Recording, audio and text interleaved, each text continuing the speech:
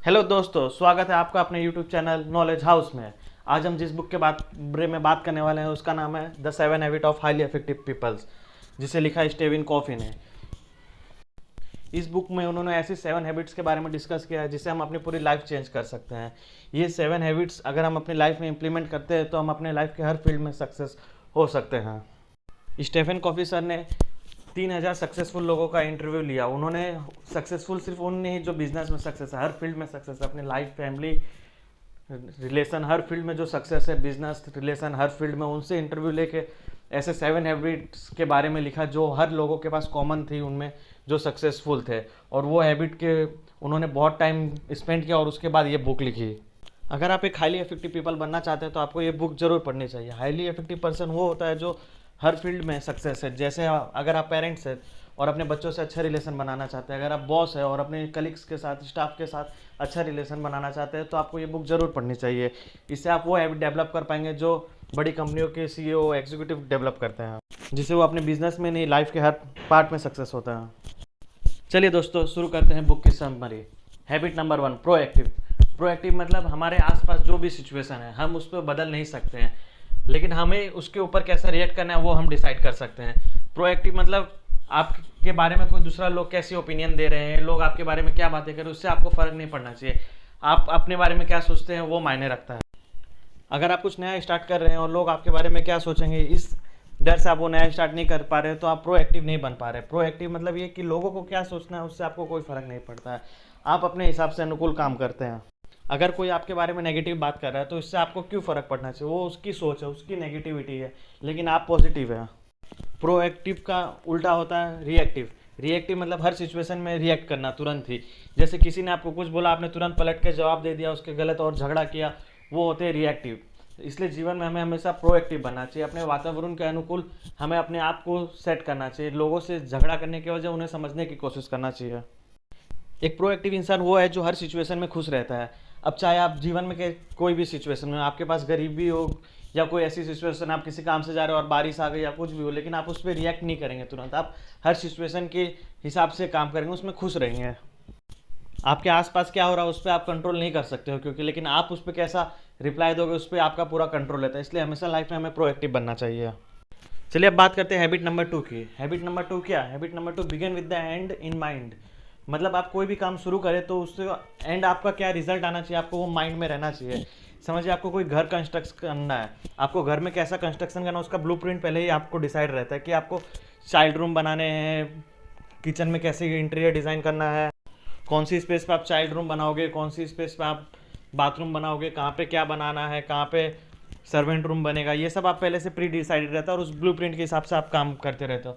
तो जब आप कोई काम अपनी लाइफ में स्टार्ट करते हो तो आप अपनी लाइफ में ब्लूप्रिंट क्यों नहीं सोचते हो? क्योंकि इस ऑथर हमें कहते हैं कि हमें अपने लाइफ में भी ब्लूप्रिंट के साथ ही काम करना चाहिए। Begin with the and in mind का यही मतलब है कि आपको हर, जैसे आपको अपनी फैमिली में भी किसी को, बच्चों को खुश रखना ये आपकी प्रायोरिटी रहती है, लेकिन आप उन्हें खुश करने में अपनी लाइफ में इतनी बिजी हो जाते हो, आप दूसरे ऐसा नहीं सोच पाते हो कि उन्हें आप फील भी कराए कि आप उन्हें खुश रखना चाहते हो।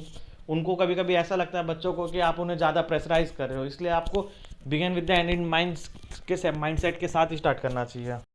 Habit number 3, priority. सबसे पहले ज़रूरी चीज़ें करें। आपको अपनी लाइफ में ये डिसाइड करना पड़ेगा आपको सबसे ज़्यादा प्रायोरिटी किसे देना है। अब आपकी लाइफ में पर डे में डेली बेसिस देखें तो हमें डेली बहुत से सारे काम में रहते हैं, लेकिन हम सारे काम पूरे नहीं कर पाते। उसमें आपको ये देखना है कौन सी टॉप प्रायोरिटी के काम है, आप उसी काम पे फोकस करें। आपको अपनी प्रायोरिटी पहले डिसाइड करनी पड़ेगी। अब बहुत से लोग इसके लिए एम्प्लॉय भी रखते हैं, उन्हें टॉप प्रायोरिटीज़ के हिसाब से उन्हें सेट करने के लिए बोल देते हैं कि इस हिसाब से मेरा डेली रूटीन प्रिपेयर करिए। और कुछ लोग अपने टू डू लिस्ट के हिसाब से काम करते हैं, वो डेली की टू डू लिस्ट बनाते हैं कि उन्हें टॉप प्रायोरिटीज़ किस तरह रखनी है, कौन सा काम कब करना है। आप अगर हर काम को करना चाहेंगे तो आप कोई भी काम पूरी तरह से नहीं कर पाएंगे। इसलिए आपको पहले ये डिसाइड करना है कौन सा काम कंप्लीट करना है, एक वर्क को कंप्लीट करके या दूसरी वर्क कर पाएंगे। अगर आप सारे काम को हाथ में लेंगे तो एक भी काम प्रॉपरली नहीं कर पाएंगे। जैसे कि एक एग्जांपल के साथ समझे तो एक मिस्टर ए थे, उनके पास पहले से बहुत सारे काम थे, लेकिन एक कम्युनिटी के काम के लिए उन्हें एक और प्रोजेक्ट मिला और एज ए चेयरमैन उस प्रोजेक्ट में उन्हें काम करना था। तो उन्होंने ना नहीं बोल पाए और उन्होंने ओके कर दिया प्रोजेक्ट को और एक और काम अपने पास ले लिया, जबकि पहले से उनके पास टाइम की बहुत सी कमी थी। उन्होंने उस काम को पूरा करने के लिए मिस्टर बी की हेल्प के लेने के लिए ज़रूरी समझा क्योंकि वो अकेले इतना टाइम नहीं दे पा रहे थे। वो मिस्टर बी के पास गए, मिस्टर बी ने उन्होंने बोला कि मिस्टर बी ने उन्हें बताया कि आपका प्रोजेक्ट और इंटेंशन बहुत अच्छी है, लेकिन अभी मेरे पास कुछ ऐसे काम है जिन्होंने मेरी टॉप प्रायोरिटी है, तो मैं अभी आपको ये काम में हेल्प नहीं कर पाऊंगा। तो उन्होंने उन्हें नो कह दिया और कहा अब मैं बहुत ही आपका शुक्रगुजार हूँ कि आपने मुझे इस लायक समझा कि मैं इस प्रोजेक्ट में आपकी हेल्प कर सकता हूँ। जिस तरह मिस्टर बी ने किया, मिस्टर ए ने भी सोचा काश मैं भी ऐसा ही बोल सकता, उस टाइम मैंने भी ऐसा ही किया होता तो अभी मैं इतनी मुश्किल में नहीं हो पाता, ना ही मैं अपना प्रोजेक्ट कर पा रहा हूँ और ना ही कम्युनिटी वाला प्रोजेक्ट कंप्लीट कर पा रहा हूँ। इसी तरह ऑथर हमें कहते हैं कि हमें भी लाइफ में टॉप प्रायोरिटी सेट करनी चाहिए और हमें नो बोलना सीखना चाहिए। Habit number 4, always think win win. Author हमें कहते हैं कि हमें ऑलवेज विन विन फिलोसफी पे काम करना चाहिए कि मैं भी जीतूँ और सामने वाला भी जीते। इस फिलोसफी के साथ हम लॉन्ग टर्म रिलेशनशिप बिल्ड कर सकते हैं और कॉपरेशन भी बिल्ड रहता है। ये विन विन सिचुएशन पर्सनल और बिजनेस रिलेशनशिप दोनों में लागू होता है। जब किसी हस्बैंड या वाइफ में डिस्प्यूट क्रिएट होता है तो ऑथर कहते हैं हमें विन विन सिचुएशन सोचना चाहिए कि हम सामने वाले की बात समझे तो वो भी हमारी बात समझे और दोनों ही कॉन्फ्लिक्ट कम हो और रिलेशनशिप बिल्ड हो रहता है। बिजनेस में भी इसी तरह फिलॉसफी काम करती है। जब बॉस और एम्प्लॉयज़ के बीच में डिस्प्यूट क्रिएट होता है तो बॉस को अपने एम्प्लॉयज़ की बात समझनी चाहिए और फिर उस हिसाब से उनसे बात करनी चाहिए कि दोनों को बोलने का मौका मिले। बॉस को कभी भी अपने एम्प्लॉय पे हावी नहीं होना चाहिए। अगर बॉस हावी होकर उनके ऊपर बोलेगा तो एम्प्लॉयज़ को उनकी बात तो माननी ही पड़ेगी क्योंकि boss is the boss. But लेकिन लॉन्ग टर्म में इस चीज़ का नुकसान बॉस को ही होगा क्योंकि एम्प्लॉय उस डेडिकेशन के साथ कंपनी में काम नहीं कर पाएगा। इसलिए हमेशा विन विन सिचुएशन में काम करना चाहिए बॉस को भी, क्योंकि वो सामने वाले की बात समझेगा और फिर अपनी ओपिनियन देगा तो उसमें विन विन सिचुएशन, एम्प्लॉय भी सेटिस्फाई रहेगा और बॉस भी हैप्पी रहेगा।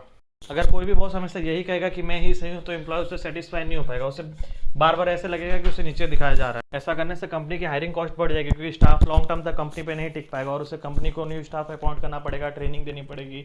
इस कारण कंपनी की कॉस्ट बढ़ती जाएगी जो कि कंपनी के लिए बेटर नहीं रहेगी। इसलिए ऑथर हमें कहता है हमें ऑलवेज विन विन थिंकिंग के साथ काम करना चाहिए। Habit number 5, seek first to understand then to be understood. Author हमें कहते हैं कि हमें हमेशा पहले सामने वाले की बात को समझनी चाहिए, फिर ये उम्मीद रखनी चाहिए कि सामने वाली बात आदमी हमारी बात समझ सके। क्योंकि अगर आप पहले ही उसे अपने हमेशा बात समझाने की कोशिश करोगे तो और वो भी अपनी बात समझाएगा तो कोई भी डिसीजन नहीं हो पाएगा। इसलिए हमें हमेशा पहले सामने वाले की बात समझना चाहिए, हमें उसकी जगह पे अपने आप को रखना चाहिए कि सामने वाला कहना क्या चाहता है वो चीज़ हम समझें। ऑथर हमें हमेशा कहते हैं कि हमें लाइफ में एक गुड लिसनर बनना चाहिए। अगर हम सामने वाले की बात को अच्छी तरह सुनेंगे और समझेंगे तो हमें लाइफ में कभी प्रॉब्लम नहीं होगी। ऑथर हमें एक शॉर्ट स्टोरी से ये एक बात समझाने की कोशिश करते हैं। वो हमें कहते हैं उनका एक फ्रेंड था जिसे आई साइट्स की प्रॉब्लम थी, तो वो एक चश्मे की दुकान में गया अपने आई साइट चेक कराने के लिए। तो वो दुकान वाले ने उसे कहा कि मुझे भी प्रॉब्लम थी, मैंने ये चश्मा यूज़ किया, आप भी ये चश्मा यूज़ करो, मेरे पास एक एक्स्ट्रा है तो आप ये रख लो और आपकी प्रॉब्लम दूर हो जाएगी। तो जो कस्टमर गया था उसने वो चश्मा ट्राई किया तो उसे दिख नहीं रहा था। तो दुकानदार ने उससे बोला कि अब वापस ट्राई करो, एक बार पॉजिटिव थिंकिंग के साथ, अच्छी सोच के साथ ट्राई करो तो आपको सब दिखने लग जाएगा। तो उसने वापस ट्राई किया, सब कोशिश कर ली लेकिन हो नहीं पा रहा था क्योंकि दोनों के नंबर अलग थे, दोनों की प्रॉब्लम अलग थी। लेकिन उस सामने वाला भी सही सोच रहा था कि मुझे इससे क्लियर दिख रहा है और उसे भी लग रहा कि इसे दिख रहा है तो मुझे क्यों नहीं दिख रहा है सामने। इसलिए ऑथर हमें कहते हैं कि सामने वाले की बात को समझने का सबसे अच्छा तरीका यही है कि हम उसे उसकी सिचुएशन में अपने आप को फील करें तो हम उसकी बात को बेहतर तरीके से समझ पाएंगे और वो भी हमारी बात को फिर समझने की कोशिश करेगा। हैबिट नंबर 6, सिनर्जी मीन्स एक और एक मिलाने से दो से ज़्यादा होना। जब दो लोग साथ में मिलकर काम करते हैं तो उसका रिजल्ट एक अकेले इंसान करे और अकेले दूसरा इंसान करे तो उससे ज़्यादा होता है। ऑथर हमें कहते हैं कि साथ मिलकर काम करने से बहुत बेनिफिट होता है। जैसे जब भी कोई नेचुरल डिजास्टर या कैलेमिटीज आती है तो सब लोग साथ मिलकर इकट्ठा होकर काम करते हैं कि लोग उसके अगेंस्ट फाइट कर सके। इसी तरह हमें बिजनेस में भी सिनर्जी डेवलप करनी चाहिए कि कोई भी प्रॉब्लम आए तो साथ मिलकर फाइट कर सके। इस हैबिट का मतलब कॉपरेशन और कोलैबोरेशन भी बोल सकते हैं कि दूसरों के साथ मिलकर काम करना। एक इंडियन में इतनी शक्ति होती है कि वो 3 जापानीज़ के बराबर काम कर सकता है। मतलब एक भारतीय इंसान 3 जापानीज़ के इक्वल काम कर सकता है। लेकिन जब 2 इंडियंस मिलते हैं तो उसका जो आउटपुट आता है वो इक्वल टू 1 जापानीज़ हो जाता है। सोचिए कितनी चंबे की बात है। और अगर 3 इंडियंस मिलकर साथ में काम करते हैं तो उसका जो आउटपुट आता है वो हो जाता है 0। इसलिए सिनर्जी डेवलप करना सबसे ज़्यादा जरूरी है हम इंडियंस में। Habit number 7, sharpen the saw. Sharpen the saw मतलब ऑथर हमें ये कहना चाहते हैं कि हमें अपने एसेट्स को हमेशा शार्प रखने चाहिए, उसे धार देते रहने चाहिए, हमेशा उसे तरोताज़ा रखनी चाहिए। जैसे हमारी रियल एसेट्स क्या है, हमारा माइंड, हमारी बॉडी और हमारा सोल।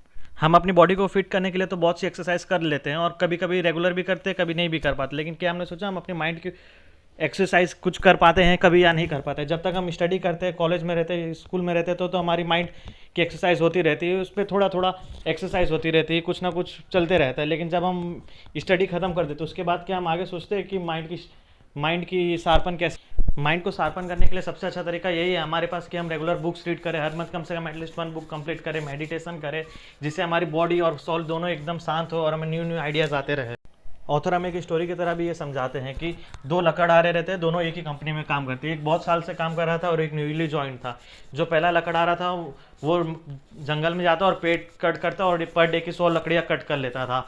उसे इस काम करने में कम से कम 8 घंटे लगते थे। दूसरा लकड़हारा नया आया था, अभी न्यूली ज्वाइनिंग था, वो ये काम पहले 6 घंटे में करने लगा, फिर 4 घंटे में और फिर 3 घंटे में, और उसकी एवरेज 3 घंटे में उतने ही लकड़ी कटिंग हो रही थी 100 जितनी कि वो 8 घंटे में कटिंग करने लगा। तो वो सोचा कि वो ऐसा क्या कर रहा है कि वो इतनी कटिंग कर ले रहा है और मैं इतने साल से कट कर रहा हूँ तो भी मैं ये नहीं कर पा रहा हूँ जो ये कर ले रहा है, ऐसा कैसे होता है। तो एक दिन उसके पास जाके पूछता है कि भाई तू ऐसा क्या करता है या क्या खाता है कि तू इतनी फास्ट कटिंग कर लेता है, जो मेरे से नहीं होती, तू तो दिखने में भी मेरे से कमज़ोर है।